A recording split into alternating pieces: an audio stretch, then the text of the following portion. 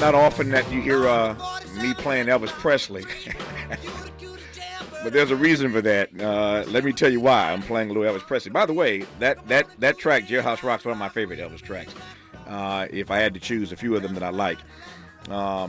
As a kid, growing up in the Midwest, we would travel to Memphis, through Memphis for a number of things. I've been past Graceland more times than I can count over the course of my life. I ain't gonna lie. One day I actually did the tour. we stopped. I bought the ticket. I did the tour of Graceland. I said, I keep passing by this place. I might as well go inside one day. So I did the tour of Graceland down in Memphis, of course, the home that Elvis Presley lived in. But I'm playing that because that particular track because that movie. Elvis did a bunch of movies, some of them not so great, but but I was always tickled by Jailhouse Rock. So that's the track that we played to start this hour with Jason Hare. While Black America was still grieving the assassination of Dr. Martin Luther King Jr., white America was celebrating the return of their king of rock and roll, Elvis Presley. In his new Netflix documentary, Return of the King, The Fall and Rise of Elvis Presley, Jason Hare takes us inside Elvis's 1968 comeback special and offers new insights into Elvis's tribute to both Dr. King and Robert F. Bobby Kennedy. As you well know, 1968 was a tumultuous year in American history, and all kinds of documentaries and books, etc., have been done and will be done for time eternal, looking back at the year 1968. So this happens to be the year that Elvis is also making his comeback, this comeback special. And everything is riding on this. And in that year, King is gunned down. Kennedy is gunned down. It is quite the year. And so if you've never thought about Elvis's comeback special happening in that same year, well, that's the purpose of this documentary, to take you back then, to give you a different take, a different look at what that period of time looked like as Elvis was trying to make his comeback in the midst of all this tumult that was going on in the country. So I'm going to play two things for you. First, I'm going to play the full trailer, couple minutes here, the full trailer for Jason's brilliant piece of work. And a little bit later, when we come forward, I've pulled out a piece that specifically relates to us, to black folk, that I want you to hear. But for now, let's commence this conversation with Jason Hare, award-winning documentary filmmaker of the new project, Return of the King, The Fall and Rise of Elvis Presley. By the way, he's the same guy. If you're a documentary fan, you already know who Jason is. He's the guy that did the Michael Jordan documentary that everybody saw, The Last Dance. This is the same guy. Jason did that. He does a lot of great work. But this is the trailer for his, again, latest documentary on Netflix called Return of the King, The Fall and Rise of Elvis Presley. Getting embarrassing standing out here, Steve. I gotta do something. Everything for his future depended on this special. Okay, are you ready? No, but we'll try anyway. He's really, really nervous. He's sweating nerves. He knew that this could be a failure and that would be it. Well, I'm gonna have to do it sooner or later, so might as well get on with it, baby. Elvis was a new type of 20th century man. The pure arc light of his talent. It was as cool as it possibly gets.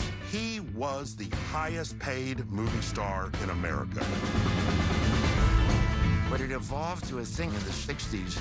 He was doing music that wasn't great, doing movies that nobody believed in.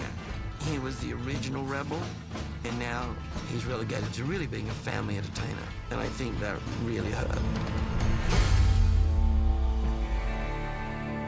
Overnight, it was all gone. It was like a dream. People start looking for meaning in music, something that's deeper than anything they heard from Elvis. I didn't know what to do. I just felt I was obligated to things that I didn't fully believe in. No matter how big Elvis got, he's still the guy that grew up in a tar shack. There's always somebody in Europe saying, you're not far from going back there. They couldn't have paid me no amount of money in the world to make me feel any satisfaction inside. He thought, if this is ending, I want to end as the Elvis I want to be, not the Elvis they want me to be. 902. The 68 comeback special, it's sort of the first step towards control of his own destiny. Here's Elvis Presley. He was very nervous because he hadn't done anything like that before. Ain't no room around here for guitar. He comes out, and he's the best-looking guy on the planet. It was the first time I saw him perform, and I went, whoa. I felt like my team came back and they're winning again. No, wait a minute. There's something wrong with my lip. What you see that night is the one time Elvis decided to be who he wanted to be for himself. Wouldn't you know it's that swinging of the guitar? Elvis took Elvis to the next level. So much to talk about in this hour. We will play for you as we move forward Elvis's tribute to Dr. King, If I Can Dream. We will, of course, talk about the rumored racist legacy of Elvis Presley. We'll talk about what black artists, I'll play some clips for you, of what black artists thought of Elvis Presley in real time. We are delighted to have Jason Hare, the award-winning documentary filmmaker behind this new project called Return of the King. The fall and rise of Elvis Presley. Will begin our dialogue with him when we come forward on Tavis Smiley. From Leimert Park with love, this is Tavis Smiley. Make a move into a home of your own. With City National Bank's Ladder Up Home Loan Grant, you could receive up to $20,000 that you never need to pay back. Use it toward your down payment, save on closing costs, or to buy down your mortgage rate. Find out more at cnb.com/ladderuphome. City National, here for every stage of the journey. Property must be in a qualifying market in California, New York, or New Jersey. Additional terms and conditions apply. Not all applicants will qualify. Terms are subject to change without notice. City National Bank is an equal housing lender. Member FDIC. NMLS number 536994. An official message from Medicare. Couple more minutes, and we'll start this month's book club. You know, I usually love a plot twist, but this year, I'm comparing my options during Medicare open enrollment. You can't assume your current health or drug plan is the best one for you. And you gotta make sure your drugs are covered. That's important. So is saving money. Review all your options at Medicare.gov. Open enrollment ends December 7th. Paid for by the U.S. Department of Health and Human Services. Oh no, stomach issues again? Stomach issues? Who are you? Your pancreas. I could be the real reason for your diarrhea, gas, bloating, stomach pain, or loose oily stools. I thought it was my stomach. People often do, but any of these symptoms could mean having a condition called exocrine pancreatic insufficiency, or EPI. With EPI, the pancreas doesn't release enough enzymes to break down food, but EPI is manageable. Use the symptom checker on identifyepi.com and speak with your doctor. That's identifyepi.com. Sponsored by AbbVie. $5,000. That's the average amount of money people in the U.S. are now spending on gas in a year. $5,000. That's crazy. If you drive, you have to download Upside, the free app that gives you cash back every time you get gas. That's right. You can earn real cash back with Upside just by buying the gas you're already buying. You can literally start earning cash back today. I use Upside every time I fill up, and I've already made around $300. You're putting gas in your car anyway. Why not get real cash back? If you like free money, download Upside. I'm saving the cash I earn from using Upside to help pay for a vacation later this year. Download the free Upside app now to earn cash back every time you buy gas. Use promo code SNAP to get an extra 35 cents per gallon on your first tank. You can cash out anytime right to your bank, PayPal, or a gift card for Amazon and other brands. Just download the free Upside app and use promo code SNAP for a 35 cents per gallon bonus on your first tank. That's code SNAP for a 35 cents per gallon bonus. He's a paradigm pioneer and the top-rated African-American talk show host in the nation, according to Talkers Magazine. You're tapped in with Tavis Smiley right now.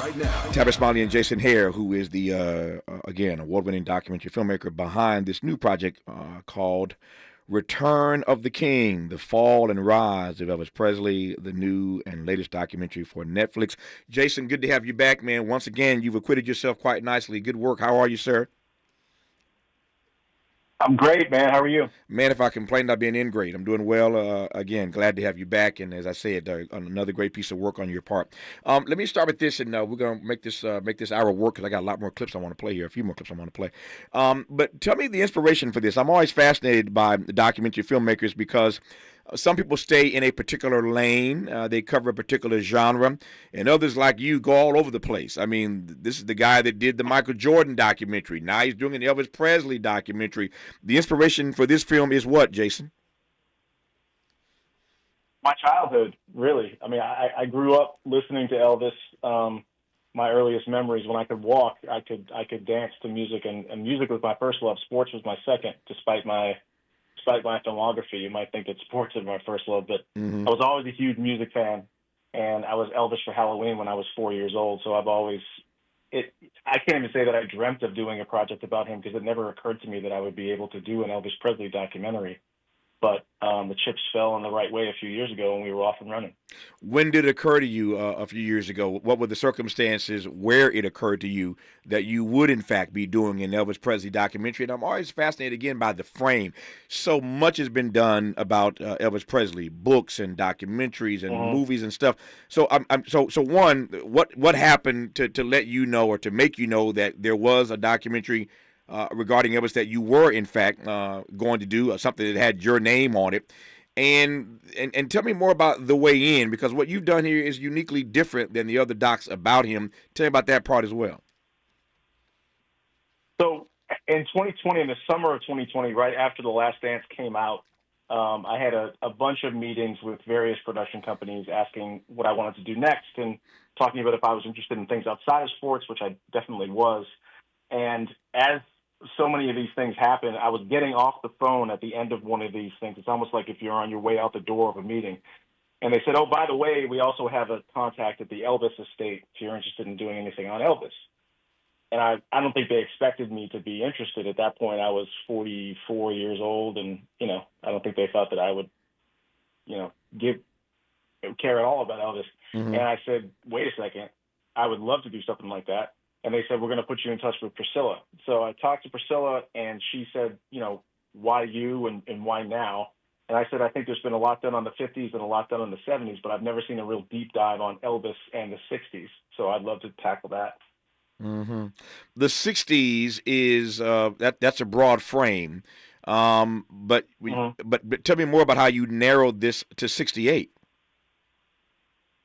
68 was really the crossroads of his professional life, and in many ways the crossroads of his personal life, and also the crossroads for us as a nation.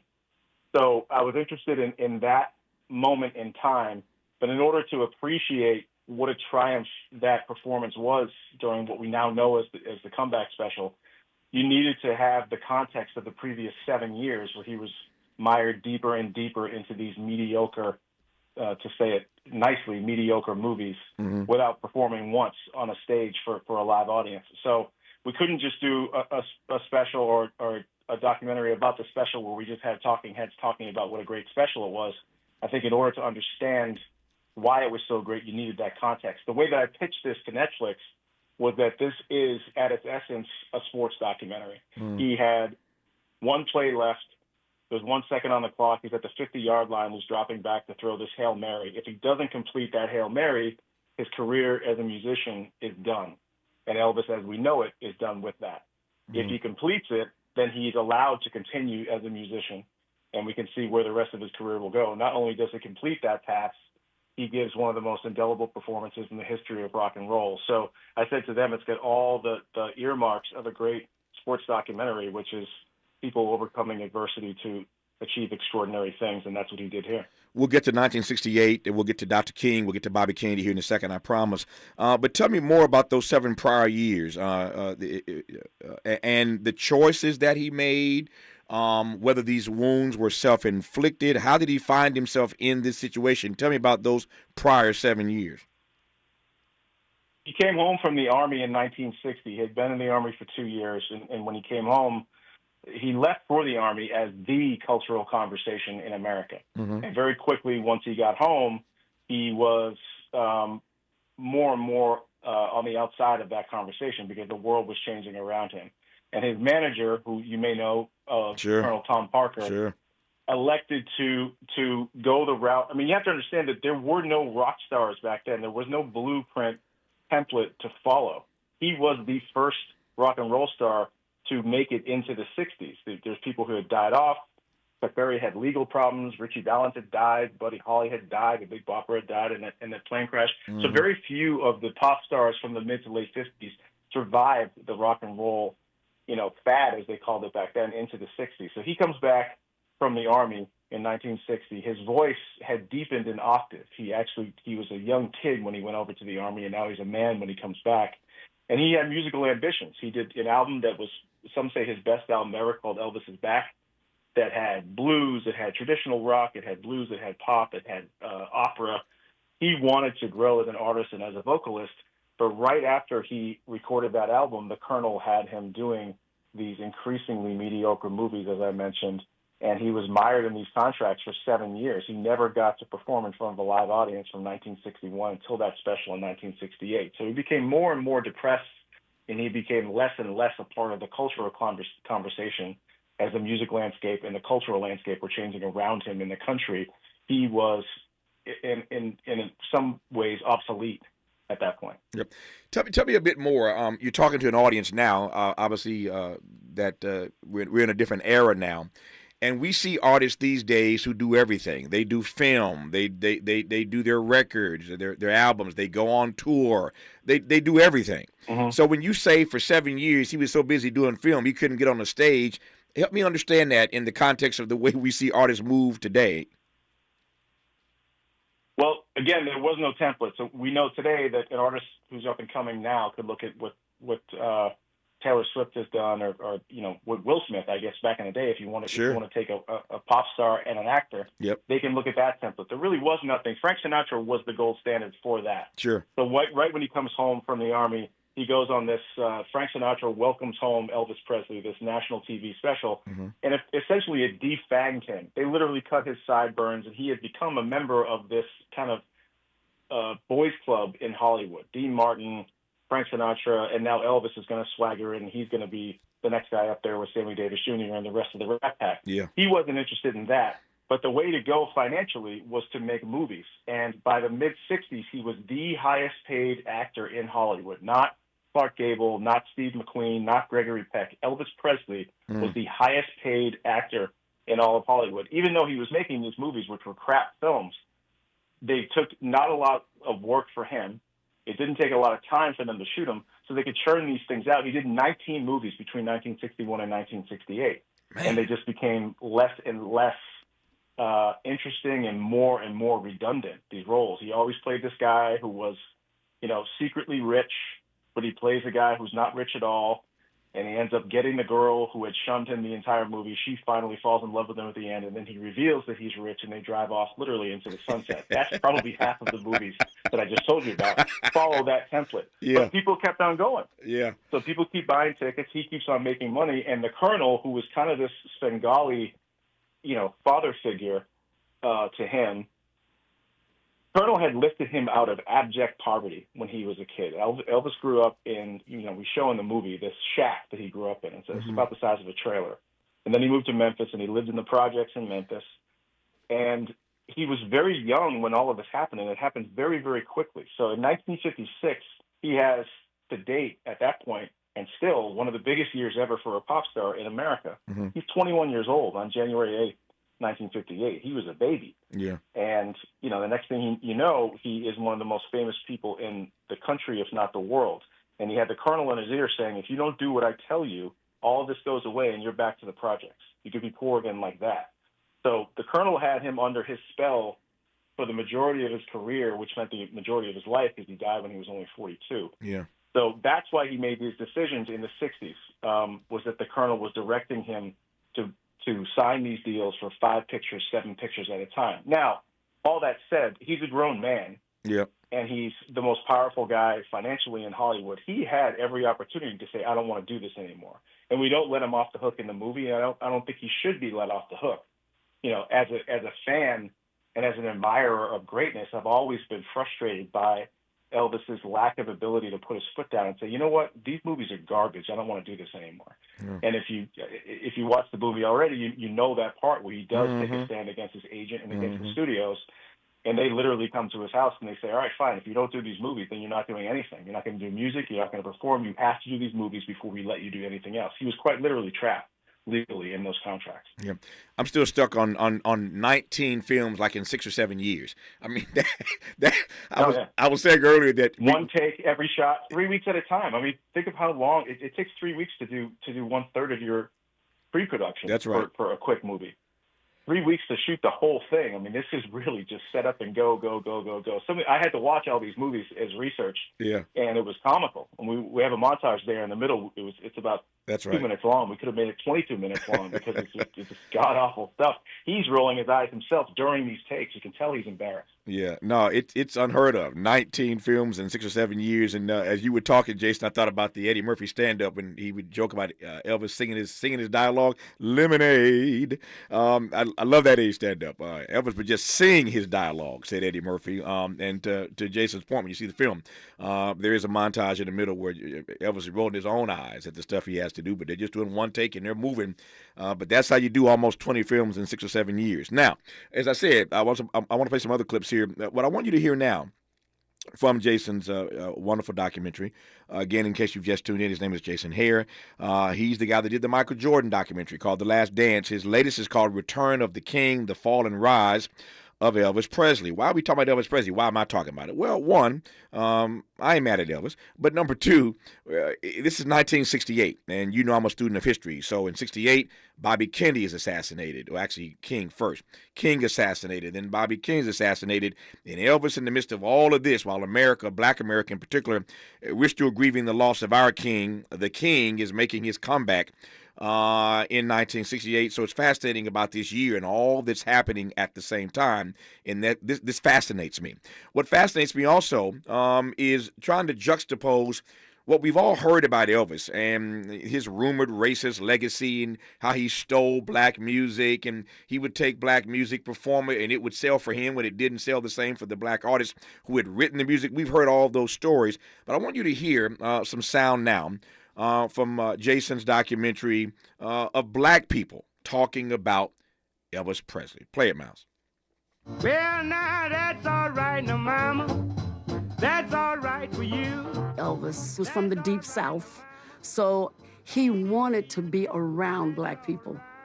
I asked him, how did you come about really loving black people's music? Right now, mama. He said he would go around to black churches and just stand at the windows and listen to their music. He was a prime example of showing what happens when you put together music coming down from the mountains and music coming up the Mississippi River, and where that meets and they explode, and that became rock and roll. I said shake, rattle, and roll. Nobody white was singing like that or wasn't even acting like that on stage. Shake, rattle, and roll.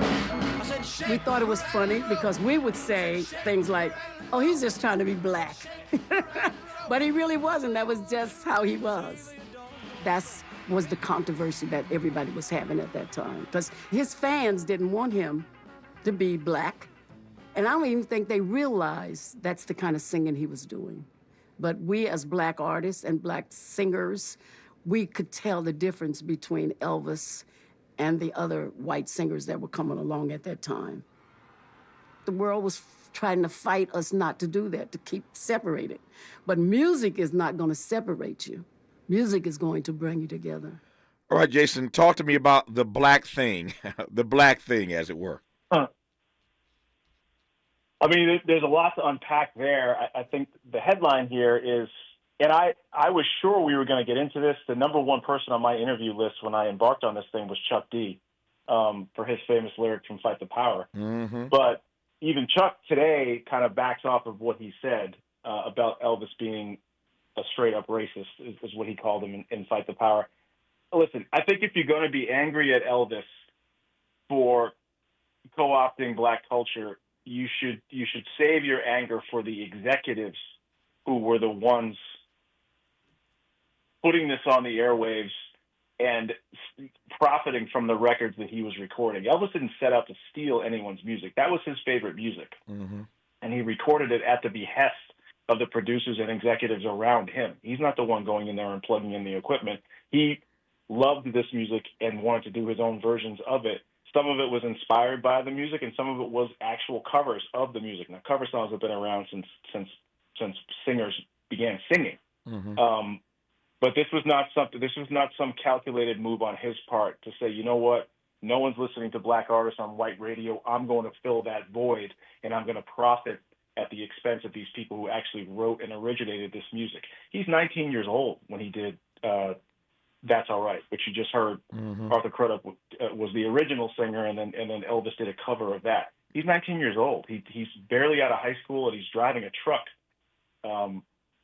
So he doesn't have the wherewithal to understand what this was going to become financially. So I would say save that admonition for the head of the record labels and for the people making the decisions around him who knew exactly what they were doing. Don't get me wrong. Yeah. They knew what they were doing, but I think that Elvis was kind of a pawn in that game.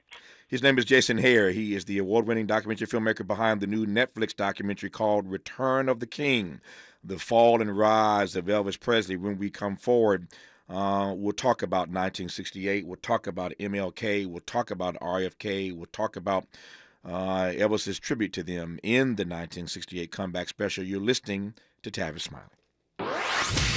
Helping to stretch your moral and political imagination. This is Tavis Smiley.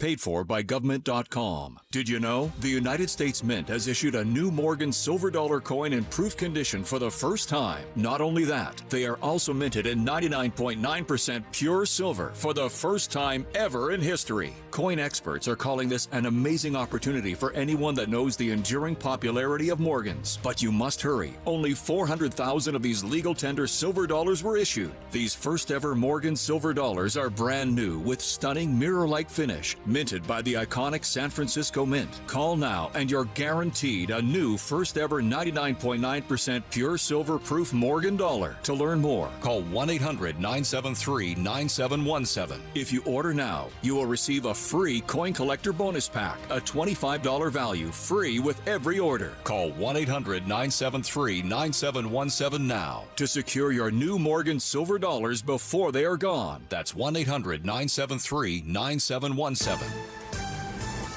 I'm Bree Wood with 4 things you should know from BIN News. The White House is denying President Biden lied when he previously said he would not pardon his son Hunter. Press Secretary Karine Jean-Pierre told reporters on Air Force One that Biden came to this decision this weekend. A doctor is offering safety tips for holiday decorations. Carol Parsons, an emergency medicine physician for the Cleveland Clinic, says falls from ladders is one of the most common injuries. He says make sure the ladder is firmly planted in the ground, have someone else with you, and don't overreach when trying to hang lights. Hannah Kobayashi, missing since November, intentionally missed her flight from LAX to NYC, according to the LAPD. Her phone last pinged at LAX on November 11th. She was seen talking to an airline agent but didn't board a flight. And Kendrick Lamar's GNX debuted at #1 on Billboard 200, his 5th consecutive chart topper. The surprise album, released on November 22nd, sold nearly 320,000 units. Get BIN News on demand 24/7 at BINnews.com. It's Mattress Firm's Black Friday sale. Get matched with your perfect bed and save up to $700 on a wide selection of quality mattresses. Plus, score a free adjustable base with a qualifying purchase. See store for details. This is the KBLA Sports Minute with Ray Richardson. 21 games into the NBA season, is it possible that Father Time is tapping LeBron James on his shoulder? Over the past 4 games, LeBron looks like a player approaching his 40th birthday. LeBron, who turns 40 on December 30th, made only 4 of 16 shots Monday night in the Lakers' 29-point blowout loss at Minnesota. It's the 6th straight game LeBron has shot below 45%. He finished with a season-low 10 points. This is LeBron's worst shooting stretch since 2004. He also has missed 19 straight three-pointers. LeBron has played in all 21 games this season. He looks like he could use a night off. The Lakers, 2-5 in their last 7 games, are in Miami on Wednesday. It's doubtful LeBron will sit out that game, but sometime soon, Lakers coach J.J. Redick needs to give LeBron a game to regroup. Father Time seems to be showing up at Lakers games a little more than usual this season. No debates, no speculation, just the info you need. That's your KBLA Sports Minute. I'm Ray Richardson on KBLA Talk 1580. This is KBLA Talk 1580, home of the 2024 Climate Justice Campaign. Some people just know you could save money on car insurance by checking Allstate first. Those people are probably saving a carload of cash right now. So what are you waiting for? Check Allstate first for a quote today. You're in good hands with Allstate. Are you an entrepreneur looking to take your business to new heights? KBLA Talk 1580 is your partner in success. Every day, we celebrate and elevate Black-owned businesses across our community. Our KBLA SMB Marketplace currently features The Cookie Dip, Badass Bakes, Hair Concoction, Higher Education Accreditation Consulting, LACC Radiology Technology Department, and Malik Books. Your business deserves to be heard. Let KBLA Talk 1580 amplify your voice and connect you with our powerful community of listeners. Email smb@kbla1580.com today. That's smb@kbla1580.com. At KBLA Talk 1580, we've got your black.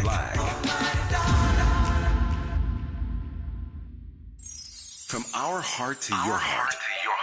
Happy holidays to you and the ones you love from KBLA Talk 1580. I was so excited when I heard the sandwich was back.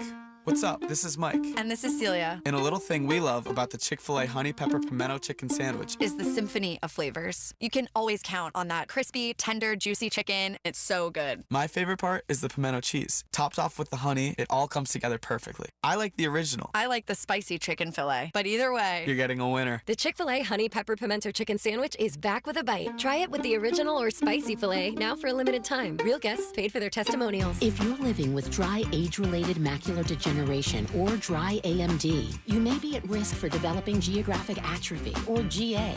GA can be unpredictable and progress rapidly, leading to irreversible vision loss. Now there's something you can do to slow it down and get it going slower. Izervay is proven to slow GA progression. Izervay gets GA going slower. Izervay or avacincaptad pagel is a prescription eye injection used to treat GA. Don't take it if you have an infection or active swelling in or around your eye. Izervay can cause eye infection, retinal detachment, or increased risk of wet AMD. Izervay may temporarily increase eye pressure. Your vision may be impaired after an eye injection or exam. Don't delay. Ask your doctor about Izervay today. Izervay gets GA going slower. Visit Izervay.com. That's IZERVAY.com.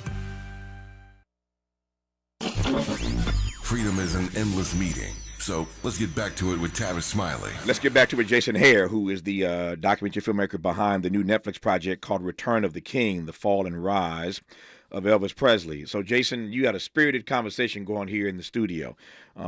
People came down the hallway. We all in the room talking about your last response. And there's a way in which that some in the building here think that your last answer was a cop-out. To blame the executives and not to blame Elvis. Now, let me frame this properly. You said earlier in this conversation that when it came to Colonel Tom Parker, his manager, putting Elvis in all those bad films, that Elvis did have some agency. He was young, but he had agency, and he allowed Colonel Tom Parker to do that to him. But he had agency, so we can blame the record executives, and I'm not suggesting they should be let off the hook. But did Elvis have agency in this? I mean, that this is the music that you grew up on. You love this music, but you also know the frame that you're in, that other folk are doing this and they're not getting paid for it. I mean, if I heard Little Richard, God rest his soul, if I heard Little Richard critique Elvis once, I heard it 1,000 times. I interviewed Little Richard. So I've heard this thing over and over and over again. Let me shut up. My question is, to what extent are we going to make Elvis complicit given the agency that he did have? You're right. You're absolutely right. And people who had a problem with my sidestepping the question, I apologize if I glossed over it too quickly, because if people are sensitive to it, obviously I want to respect that sensitivity.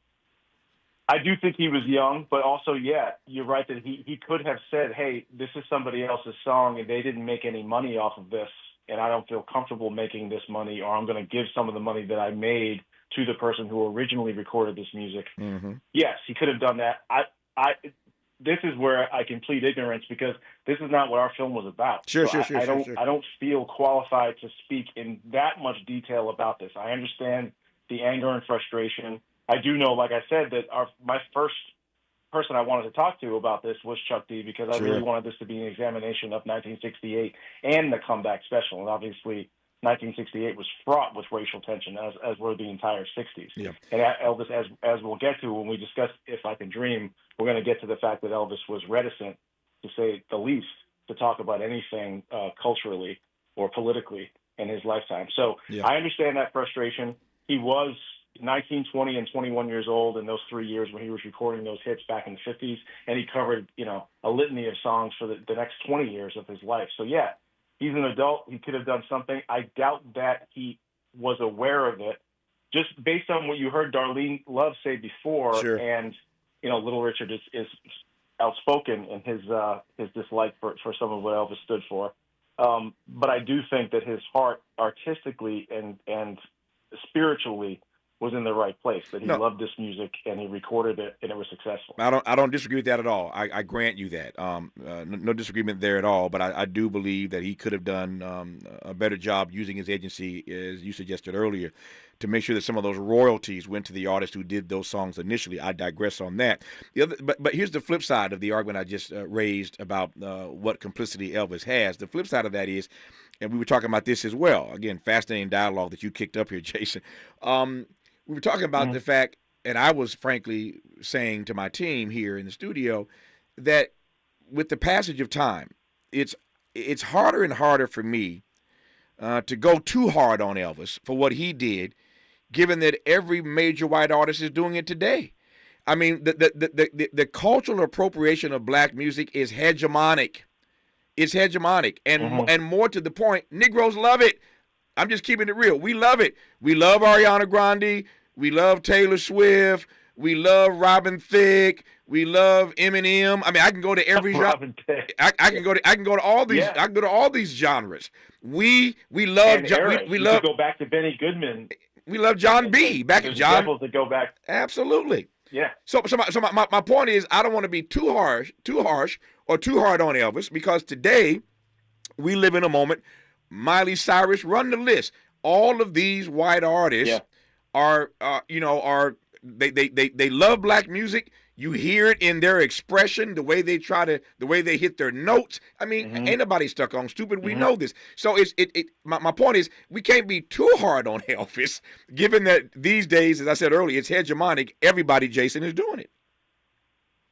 Yeah, it doesn't acquit him because everybody else did it. Fair enough. Generations of wrongs don't make a right. Fair enough. But I do think that you're talking about. I'm trying to be polite here, but Elvis was not the most worldly young man. Let's just say he's barely been out of Memphis in his life.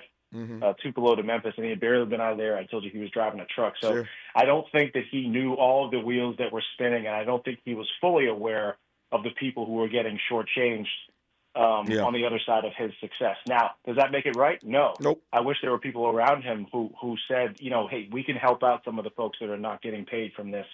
But, look at the time he was coming from, too. There were awful things happening back then. And, he was a part of that machine, and that's regrettable. Yeah. But I don't think he was the guy who was leading these meetings and saying, you know what, I don't care. I want as much money as possible. I take your point. So, this is 1960. But I take your point, too. I didn't mean to gloss over that, and it hurts me if anyone was disrespected or offended by the way that I answered that. Not at all. That's why we do this for an hour, so we can work these things out in the course of 60 minutes. That said, this is 68, as we said earlier, 1968. It's the year of Elvis's comeback. It is also the year that Dr. King is assassinated. Ironically, Elvis is from Memphis. He lives in Memphis, right? That's where Graceland is. So Memphis is Elvis's home, and they killed Dr. King on the balcony of the Lorraine Motel. Where? In Memphis. So Elvis feels this. He has to feel it, even if he is reticent to be politically active or engaged. And then, of course, here in L.A., where I sit, they killed RFK at the Ambassador Hotel, not too far from the studio, Jason, that I'm sitting in right now. And so I want to play for you now this track, If I Can Dream. If I Can Dream, it's Elvis's tribute, essentially, to Dr. King. We will play it, and when we come forward, we will let Jason opine on it. Here now from Elvis Presley, If I Can Dream.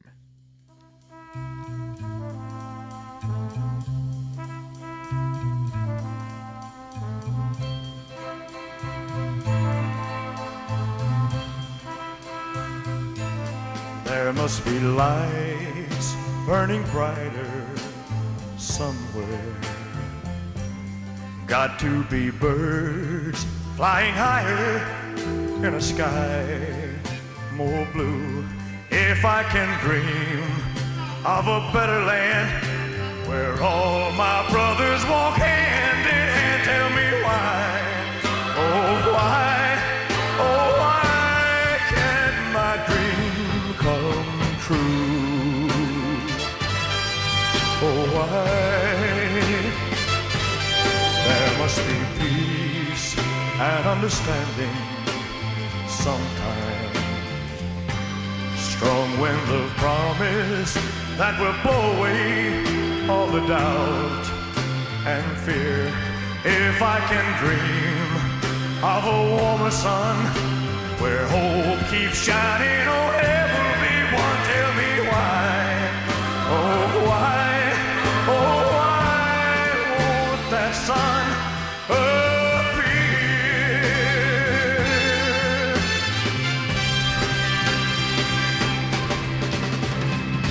We're lost in a cloud with too much rain.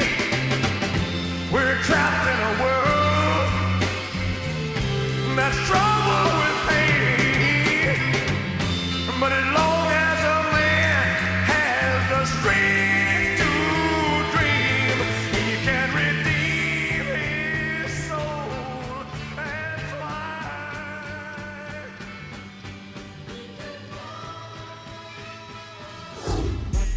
California to the Carolinas. Everybody's listening to Tavis. More when we come forward.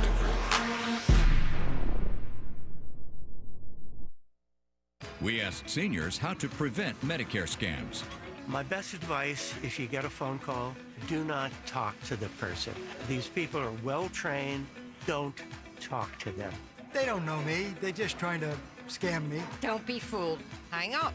Just hang up. Never give out your Medicare number. They're going to get your number to put in a false claim.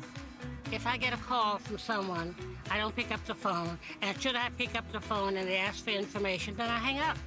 How do you detect Medicare fraud? Just like I check my credit card statements, I check my Medicare statements monthly. Scammers can get a hold of your number, order medical devices through your account, and you're not even going to know about it if you don't look at your statement. Check your statement every month. If you get your statement and you see something that you know you did not have done, you report it. Call your senior Medicare Patrol. To report Medicare fraud, call the Senior Medicare Patrol at 855-613-7080. Here's another great reason to use the United States Postal Service this season. When sending a package, why venture outside? Ship with USPS for a true holiday ride. Want to stay cozy and warm? There's no need to roam. With free package pickup and labels printed from home. We have over 600,000 employees always in motion. And before you know it, your gift has delivered emotion. Spread the holiday joy this season with USPS's enhanced network. Learn more at USPS.com/holidayride. We've got a lot to talk about. Are you interested in catching up on all the latest entertainment news, trending topics, and exciting interviews? I got you. Tune in to The Raw Report with Robin Ayers, Monday through Friday, 6 to 7 p.m. I'm your host, Robin Ayers. Join me every weekday with some of the best entertainment contributors in the business as we break down what's going on, who's got next, and what not to miss. Only on The Raw Report with Robin Ayers. Unapologetically progressive. KBLA Talk 1580. We've got your black. So this new dose is... nope, that's not it. The price is nowhere to be found. Mr. Green? Hi, it's all good. We've got this. This is not just help from a Walgreens pharmacist. Oh, new prescriptions. Cool. Let me check to see if these are the lowest cost options covered by your Medicare plan. Oh, that's great. Thank you. This is someone supporting you every step of the way. Chat with a pharmacist today to find help saving. This is the human kind of help. Walgreens. As a mom, comforting my family is what I do best. Vicks VapoStick provides soothing, non-medicated Vicks vapors in an easy-to-apply stick. And it dries fast, so there's no mess. I use it to comfort myself and my family. Thanks, Mom. Vicks VapoStick, soothing comfort for the whole family. And when you need more comfort for yourself, try Vicks Vapo Shower Max for steamy Vicks vapors. Use as directed. VapoStick for use ages 4 and up. Vapo Shower Max use for adults only. Less monologue, more dialogue. Tavis Smiley continues right now. Hey, Jason Hare, before I let you loose on this track we just played, Elvis's tribute to Dr. King, If I Can Dream, what would you say Elvis's appeal musically was to black people? We were talking earlier about these white artists today who clearly have black appeal. We love them. We listen to their music. We go to their concerts. Did Elvis have black appeal back then? Yeah, listen to Darlene, what she said. Yeah. She said that black audiences at the time found us funny because they said he's just trying to act black. But once she got to know Elvis, and he was a very close friend of his from the late 60s through his death. Sure. In 1977, he died. Yeah. But he met her on the set of the special, and then she sang backup for him quite a bit. Sure. But I think the appeal was that he sounded a lot like these artists who he was emulating. If you listen to Pat, I wish you could play it. Pat Boone's version of Tutti Frutti is, it's whiter than he makes Billy Joel look like Barry White. Yeah. It's absurd. Yeah. It's insulting. Yeah. It's like Vanilla Ice is worse than, or is not as bad as this. So I think that he sounded a lot like those artists who he admired and was emulating. He loved Jackie Wilson. He loved Fats Domino. He loved Chuck Berry. And then the blues icons whose songs, Arthur Crudup we mentioned, and quite a few others. So I think white audiences, a lot of white audiences thought that he was black. Jerry Schilling tells a story. He's Elvis's last surviving friend, grew up in the projects with him in Memphis.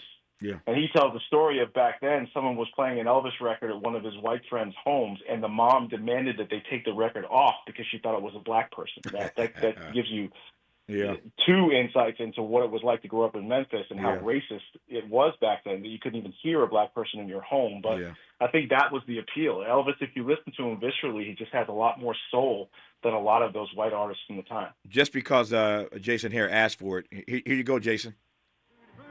All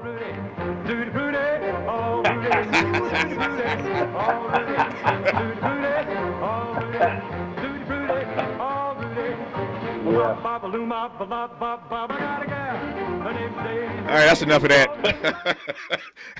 That was Pat Boone's version of Tutti Frutti, just to make the point that Jason made a moment ago. When we come forward in our remaining moments with Jason, we will get back to that track, that Elvis tribute to Dr. King, If I Can Dream. 1968 was quite the year. It is the year of Elvis's comeback concert. It is the year that they killed RFK and MLK, and we'll let Jason Hare sound off on that when we come forward on Tavis Smiley. This is getting good. Yeah, man. Tavis Smiley continues when we come forward. If you're like me, 60 and retired, making ends meet, especially here at the supermarket and drugstore, is tough. I'm so blessed to have found benefitscheckup.org. It's a free and confidential website from the National Council on Aging that connected me to $1,200 a year in programs that help pay for food, medicine, utilities, and more. Maybe it can help you. benefitscheckup.org. You know where you want to go in life, and City National Bank can help. City National knows the dedication it takes to build your vision for the future into a reality, and our team is here for you. We have a wide range of options to help, from personal savings accounts to interest-bearing money market savings accounts and more, all designed to help you get where you want to go. City National, here for every stage of the journey. Learn more at cnb.com. City National Bank is a subsidiary of Royal Bank of Canada, member FDIC. KBLA Talk 1580. We've got a lot to talk about. KBLA Talk 1580 reminds you, when we fight, we win. The Youth Justice Coalition is challenging America's addiction to incarceration and discrimination. YJC works to dismantle policies leading to mass incarceration, law enforcement violence, and the school-to-prison pipeline. Their approach, transformative justice, community intervention, free LA high school, legal defense, and system monitoring. YJC promotes safety without relying on prisons. Their goal, prevent system contact and help people exit the system through direct action, advocacy, and education. Want to get involved or need help? Call 323-235-4243. That's 323-235-4243. Join YJC in creating change. When we fight, we win. KBLA Talk 1580, your voice for justice. This is a community call to action from KBLA Talk 1580. KBLA Talk 1580 wishes you a Christmas season that is merry and bright. Happy holidays. Santa baby, just slip a sable under the tree for me. Hey there, Los Angeles. This is James Lucky Jr., publisher and editor of Los Angeles News Observer. Are you hungry for news that matters to you in the African-American communities of Los Angeles? Well, buckle up, because we got the scoop you've been craving. Stay in the know and never miss a beat with our free weekly publications conveniently available near you. Or hop on the digital wave and become an exclusive subscriber at OGNSC.com. Don't forget to join the party on Instagram and Twitter at OGNSCINC for behind-the-scenes access and sizzling updates. No more FOMO. Let's stay informed, connected, and empowered together. Here's another great reason to use the United States Postal Service this season. Your boxes are wrapped and the gifts are in. Our employees are ready. Let the holiday ride begin. Let's start with the price. It's easy to manage when you ship with the reliable USPS Ground Advantage. In just a few days, it's sure to arrive. We're working nonstop to keep the spirit alive. USPS Ground Advantage, the affordable and reliable shipping solution for the holidays. Visit USPS.com/advantage. More honesty than you can handle. More empowerment than you can imagine. You're tuned in to Tavis Smiley. All right, Jason, I've got 4 minutes left here. I'll give it all to you. Weave this all together. Elvis Presley's comeback in 1968, Dr. King's assassination in 68, Bobby Kennedy's assassination in 68, and this track, If I Can Dream, Elvis's tribute to Dr. King. Take it away, Jason. Elvis gets married in May of 67. He has his first and only daughter, Lisa Marie, in February of 68. Martin Luther King is assassinated in April 4th, 1968, and Bobby Kennedy is assassinated June 6th, 1968. Those 4 points right there, that's what our whole story really was about, because that was the most consequential era of Elvis's life. He gets married, he becomes a husband, becomes a father, and he started looking at things differently and finally decided he wanted to put his foot down and perform in front of a live audience for the first time in 7 years. Whether or not the Colonel wanted him to do it, he was going to do this. So this is really where he came into his own as a man. As he's in rehearsals for this special that he signs the contract for in May of 68, Bobby Kennedy's assassinated. And as I just mentioned, only 2 months before that was Martin Luther King was assassinated, which, as you noted before, was in Memphis, and he was deeply, deeply affected by that, according to his wife, Priscilla. Not only was he an admirer of Dr. King's, but the fact that it happened in his hometown, he was devastated by that. So the Colonel wanted him to end with an interview with him talking about his career at the end of the special. And Elvis said that he'd rather sing. And Steve Binder, the director of the special, said we should do a song that reflects the times. Elvis said, yeah, let's give that a shot. So a songwriter named Earl Brown went off and wrote If I Can Dream, inspired by Sam Cooke's A Change Is Gonna Come. He wanted to do Elvis's version of that song. So he came back, he played it for the Colonel, and the Colonel said, no, that's not Elvis music. And he didn't realize that Elvis was in the room, and Elvis said, no, I want to give that a shot. So he went into the studio soon after and gave this performance that the people who were there, unfortunately, none of them are still living, or we would have talked to them. But they remembered this as he was in the dark, on his knees, pouring sweat by the end of the performance that he gave in the studio. And after he sang that song, he said, I'm never going to record a song again that my heart is not in. Now, I think he probably did record some mediocre songs after that between 68 and 77, but he was so inspired by that song that in a lot of ways you can draw a straight line from what happened in his career afterwards right back to that song. And it's interesting to note, too, he never sang that song again. He never sang it in front of an audience ever again, besides that one time in the special, which is the final act of the TV special. Wow. That's why he's an award-winning documentary filmmaker. You ask a question, and he gives you an answer. He weaved it all together quite And he nicely. rambles. Yeah, He rambles. He needs an editor. No ramble, no rambling there. You laid that thing out, and as I asked, you weaved it all together quite nicely. The project is called Return of the King: The Fall and Rise of Elvis Presley. It is the newest documentary for Netflix, brought to us by Jason Hare. I've said this a few times because I just love the work that he has done. But if you need to know who he is, he's the guy that did the Michael Jordan documentary, The Last Dance. He's done so many other great pieces of work. So he knows what he's doing. But again, this one is on Netflix. It's called Return of the King: The Fall and Rise of Elvis Presley. Jason, thank you for the conversation. Thank you for the documentary. And happy holidays to you, my friend. All the best to you, sir. Likewise. Thanks for having me on. I appreciate it. My great honor. Thank you. Just like that, 3 hours gone. Back here tomorrow, Lord willing, to do it all over again.